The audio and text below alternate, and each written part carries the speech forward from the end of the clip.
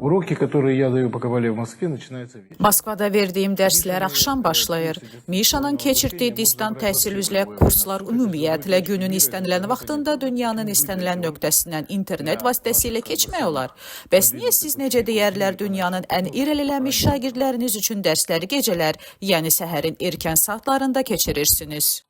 Bu, ilk növbədə, həm də kabalistlərin gecə saatlarında məşğul olması adətidir.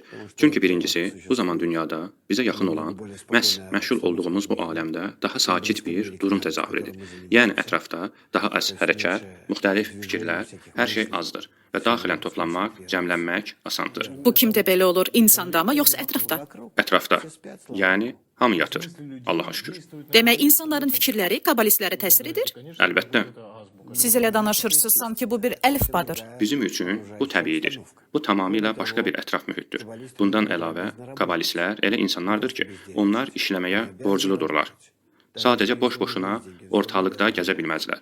Onlar işləməyə borcludurlar.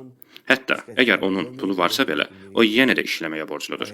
O, bu dünyada, belə deyək, bu dünyada olan hər şeyin tam həcmi daxilində yaşamağa borcludur. Buna görə də kabalist işə getməlidir. Demək, o, işə getməzdən əvvəl bura gəlir və saat 3:00-dan səhər 6:00-dək məşğul olur, gecə saat 3-dən səhər 6:00-dək. Təbii ki, saat 3-ə kimi o yatmalıdır. Onun gecələr klublarda gəzib, dolaşmağa vaxtı yoxdur. Bəli, bu belədir. Bu, üçüncüsü.